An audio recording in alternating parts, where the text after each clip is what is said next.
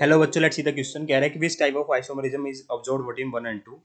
मुझे दिखाई दे रहा है बेटा, पहली बात तो आइसोमर क्या होता है बेटा, इनका सेम मॉलिक्यूलर फॉर्मूला होता है बट डिफरेंट स्ट्रक्चर होती है। ठीक है, स्ट्रक्चर तो डिफरेंट दिखाई दे रही है, क्या मॉलिक्यूलर फॉर्मूला सेम है पहले तो ये पता कर लेते हैं। तो यहाँ पे क्या है बेटा, 3 कार्बन है, 3 2 5 और एक 6 एक 7 हाइड्रोजन है बेटा, एक नाइट्रोजन है और एक ऑक्सीजन है। यहाँ भी देख लेते हैं बेटा, 3 कार्बन साफ दिखाई दे रहे हैं, 3 4 5 2 7 हाइड्रोजन है बेटा, एक नाइट्रोजन है और एक ऑक्सीजन है, मतलब same molecular formula different structure, isomer तो कंफर्म है बेटा।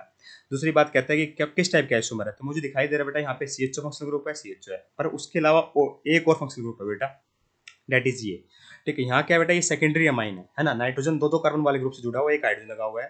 ठीक है, और ये क्या बेटा, मेरी प्राइमरी अमाइन है, नाइट्रोजन केवल एक एल्काइल ग्रुप से जुड़ा हुआ है। ठीक है, तो प्राइमरी अमाइन और सेकेंडरी अमाइन बेटा मेरे एक दूसरे के फंक्शनल आइसोमर होते हैं, तो मतलब ये फंक्शनल आइसोमरिज्म होगा बेटा हर हालत में। ठीक है, तो ऑप्शन नंबर थर्ड तो परफेक्ट करेक्ट होगा। बात करें चैन आइसोमर की, तो चैन आइसोमर की खास बात ये होती है बेटा कि जो चैन लेंथ होती है मेन चैन में वो डिफर करती है, पर दूसरी बात ध्यान रखने वाली बात ये है कि उसमें फंक्शनल ग्रुप डिफर नहीं करता। ठीक है, फंक्शनल ग्रुप सेम रहना जरूरी है, या तो फंक्शनल ग्रुप डिफर कर गया तो कभी नहीं हो सकता ये।